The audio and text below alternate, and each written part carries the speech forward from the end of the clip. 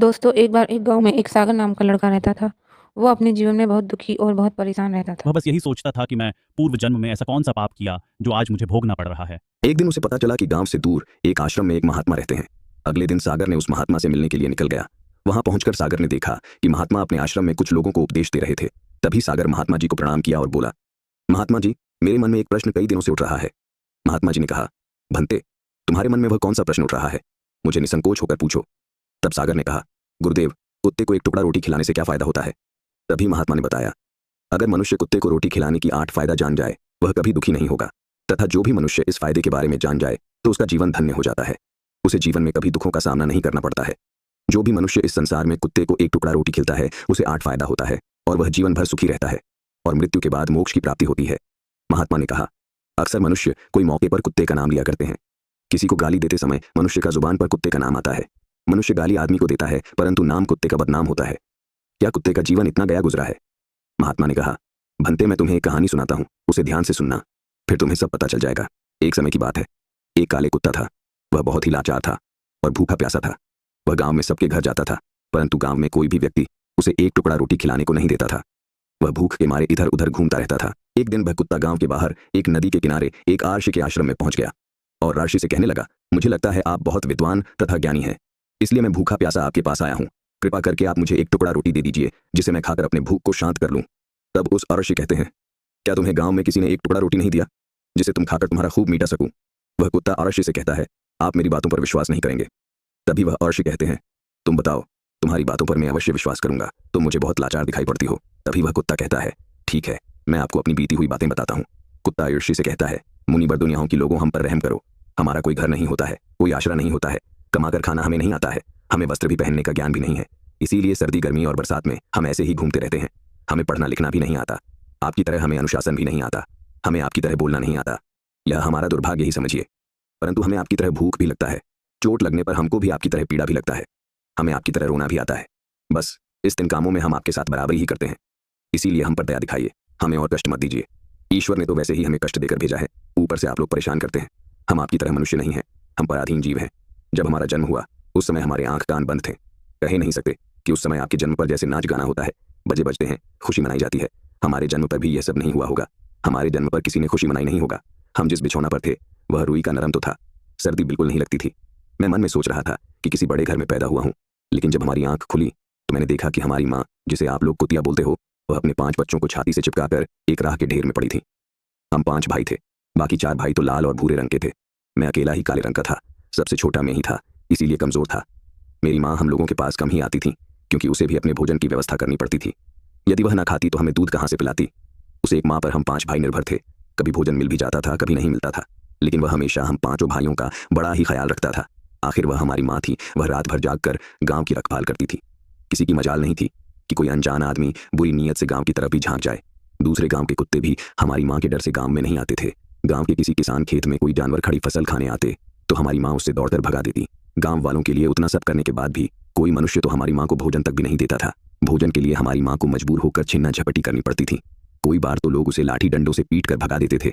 बेचारी उस दिन भूख प्यासी रहकर पेट की आग से जलती रहती थी। फिर वह कुत्ता महात्मा जी से कहता है, आखिर भूख तो हमें आपकी तरह ही लगती है, ऊपर से उसे अपने 5 बच्चों की चिंता भी लगी रहती थी।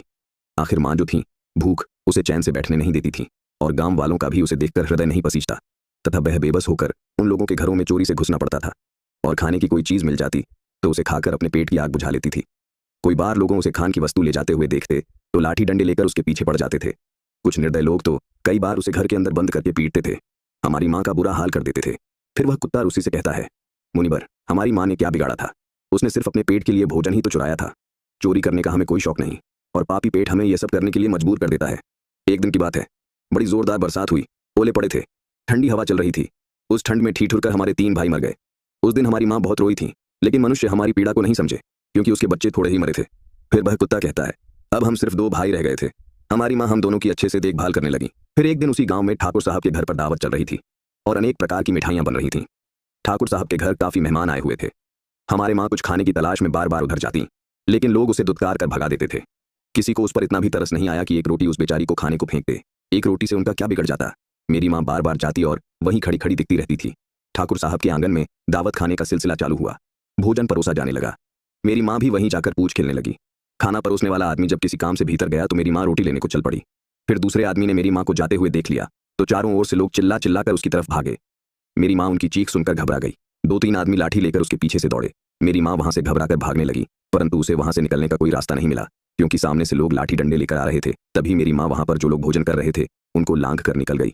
महात्मा ने कहा, आगे वह कुत्ता कहता है, मेरी माँ अपने निकलने पर इतनी हैरान नहीं थी जितनी कि उन लोगों को देखकर हुई थी जो वहां पर दावत खा रहे थे। वह सब उठकर खड़े हो गए। उन्होंने भोजन करना छोड़ दिया और कहने लगे कि कुतिया के लांघ जाने के कारण भोजन भ्रष्ट हो गया है। सब एक दूसरे से विचार विमर्श कर रहे थे कि अब क्या किया जाए, खाना तो सब खराब हो गया। फिर ठाकुर साहब फूट फूट कर रोने लगे। कुछ लोग तो यह भी कह रहे थे कि भाई कुतिया के लांघन से भोजन खराब कैसे हो गया, उसने खाने में या खान की थाली में मुंह थोड़ी डाला है, सिर्फ ऊपर से लंघ कर ही तो गई। फिर दूसरे लोग कहने लगे, शहरों में तो लोग कुत्ते को पालकर घर के अंदर सुलाते भी हैं और खिलाते भी हैं, तो इसमें कोई बुरी बात नहीं है। अगर कुतिया लांघ कर गई है तो भोजन खराब नहीं हुआ है। लेकिन उनमें से कुछ लोग बड़े घरों से ताल्लुक रखते थे, उन्होंने एक भी नहीं चलने दी। वह कह रहे थे कि भोजन तो भ्रष्ट हो गया है, यह हमारे खाने के लायक नहीं है। आखिरकार उनकी बात मानी गई। अब तो वह सारा भोजन गरीबों में बांट दिया गया। उस दिन तो मेरी माँ को खूब पेट भर के खाना मिला था। ऐसा सुख उसने जीवन में कभी नहीं पाया था, लेकिन वह सुख उसके लिए बड़ी मुसीबत बन गया। वह भोजन करके वहां आराम से लेटी ही थी, उतने में वह ठाकुर डंडा लेकर वहां पहुंचा और उसे बुरी तरह से पीटने लगा। उस बार भागने का भी कोई अवसर नहीं मिल पाया। डंडों की जोर से वह बुरी तरह से चिल्लाने लगी। माँ का विलाप सुनकर पत्थर भी पसीज जाता है, पर उस निर्दय को उस पर जरा भी रहम नहीं आया। वह उसे कठोरतापूर्वक पीटता रहा। माँ का बहस और पूरे गांव में सुनाई दे रहा था। तब कुछ लोग आए और उसे समझाते हुए बोले, ठाकुर साहब जाने दो, भूख में तो आदमी की भी बुद्धि भ्रष्ट हो जाती है। यह तो एक पशु है, इसे अच्छे बुरे का क्या ज्ञान। अब इससे मारकर आपको क्या मिलेगा, जो होना था सो हो गया। लोगों के समझाने के बाद उसने हमारी माँ को पीटना बंद किया। माँ ने आकर सारी कहानी हम दोनों भाइयों को सुनाई। हमने सोचा कि कितना कष्ट भरा है। हम कुत्तों का जीवन आदमी एक रोटी के टुकड़े के बदले एक चोर की जैसा पिटता है। बेकार है ऐसे लोग जो हम लोगों की पीड़ा को नहीं समझते। महात्मा ने कहा, वह कुत्ता कहता है, एक दिन की बात है, उसी गांव के बाहर एक ब्राह्मण आकर ठहरा हुआ था। उसने अपने भोजन के लिए एक जगह चूल्हा बनाया और उस पर दाल बनाने के लिए रख दी। उसके बाद आटा गोद कर रख दिया। वहीं पास में कुएं पर पानी लेने चला गया। इधर कहीं से मेरी माँ भी घूमती हुई वहीं पहुंच गई। उसने आटे को देखा तो सोचने लगी कि शायद इस आटे का कोई मालिक नहीं। यही सोचकर वह उस आटे को खाने लगी। इधर उस ब्राह्मण ने कुएं के पास से देखा कि उसका आटा एक कुत्तियां खा रही है, तो वह बड़ा दुखी हुआ। वह बेचारा रोने लगा, क्योंकि वह भी 2 दिनों का भूखा और थका हुआ था। कुछ लोगों ने उसे कहा, अरे ब्राह्मण देवता, इस कुतिया ने तुम्हारा भी आटा बिगाड़ दिया। कल तो उसने ठाकुर साहब की पूरी रसोई बिगाड़ कर रख दी। ब्राह्मण दुखी होता हुआ बोला, भाई मुझे क्या मालूम था, ये दुष्ट कुतिया मेरे आटे को खाने के लिए घात लगाए बैठी है।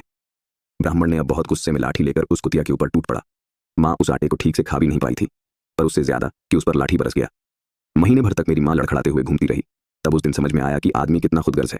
हम उसका कोई भी कार्य करते हैं तो भी वह हमें नहीं समझता। आगे वह कुत्ता कहता है, हमारी कमी यह है कि हम उन्हीं मतलबी इंसानों के अधीन रहना चाहते हैं, जो हमें कष्ट देता है, जो हमें प्यार से खिलाता है। हम उसके कितने काम आते हैं यह नहीं पता। उनके घर की रखवाली तो करते हैं, साथ ही साथ और भी बहुत सारे लाभ हैं जिन्हें मनुष्य नहीं जानता। महात्मा ने कहा, यदि मनुष्य कुत्ते को रोटी खिलाने के फायदे जान जाए तो अपने जीवन में होने वाले नुकसान से बच सकता है। आज मैं आपको बताऊंगा कुत्ते को रोटी खिलाने की 8 फायदे। मनुष्य को पता नहीं है कि जब भी घर में रोटी बनाई जाती है तो सबसे पहली रोटी गौ माता की होती है और पिछली रोटी कुत्ते की होती है। महात्मा ने कहा, ऐसा ही विधान भगवान ने बनाया था, लेकिन भगवान के बना उस विधान को भूलकर मनुष्य अगली और पिछली रोटी स्वयं ही खा जाता है। इसका दुष्परिणाम उसके जीवन पर पड़ता है। कुत्ता वह प्राणी है जिसको रोटी खिलाने से मनुष्य के जीवन में पड़ने वाले ग्रहों के दोष भी दूर हो जाते हैं। महात्मा ने कहा, कुत्ते को रोटी खिलाने का पहला फायदा, कुत्ते को रोटी खिलाने से शनि का नकारात्मक प्रभाव कम हो जाता है। शनि ग्रह जब अपनी कुदृष्टि डालता है तो हर मनुष्य बर्बाद हो जाता है।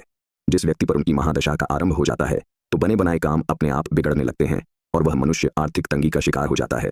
उस स्थिति में व्यक्ति यदि कुत्ते को रोटी खिलाता है तो उस पर शनि का दुष्परिणाम बहुत ही कम हो जाता है। कुत्ते को रोटी खिलाने का दूसरा फायदा, कुत्ते को रोटी खिलाने से भाग्य आपके पक्ष में हो जाता है। आपके घर के अंदर नकारात्मक शक्ति नष्ट हो जाती है। कुत्ते को रोटी खिलाने का तीसरा फायदा, कुत्ते को रोटी खिलाने से माता लक्ष्मी प्रसन्न हो जाती है और आपके घर में धन दौलत की कभी कमी नहीं रहती है। कुत्ते को रोटी खिलाने का चौथा फायदा, कुत्ते को रोटी खिलाने से आपके ऊपर कर्ज नहीं चढ़ता और जो पहले से आप कर्जदार है उससे भी मुक्ति मिल जाती है। कुत्ते को रोटी खिलाने का 5वां फायदा, कुत्ते को सुबह शाम भोजन देने से आपका व्यापार बहुत अच्छे से चलता है। कुत्ते को रोटी खिलाने का 6वां फायदा, कुत्ते को रोटी देने से आपकी आयु में बुद्धि होती है और अटका हुआ धन वापस मिल जाता है। कुत्ते को रोटी खिलाने का 7वां फायदा, कुत्ते को रोटी देने से हमेशा आपका स्वास्थ्य अच्छा बना रहता है और मानसिक रूप से आप मजबूत रहते हैं। आपका मन हमेशा ऊर्जावान रहता है, अच्छे विचार आपके मन के अंदर आते हैं। कुत्ते को रोटी खिलाने का 8वां फायदा, कुत्ते को रोटी खिलाने से भगवान प्रसन्न रहता है, क्योंकि भगवान को समस्त जीवों की चिंता रहती है और जो समस्त जीवों पर दया दिखाता है भगवान भी उस मनुष्य से हमेशा प्रसन्न रहते हैं। भगवान की कृपा सदैव उस परिवार पर बनी रहती है। आप बड़े बुजुर्गों से सुना होगा, वह कहते हैं कि जब कुत्ता रोता है तो अब सुगुन होता है, कोई संकट आता है किसी की मृत्यु होता है। इसीलिए कुत्ते को कभी रुलाना नहीं चाहिए। इस प्रकार से महात्मा ने सागर को कुत्ते को रोटी खिलाने के 8 फायदे बताए और जो भी मनुष्य कुत्ते को रोटी खिलाता है तो उसे इन 8 फायदे का फल प्राप्त होता है।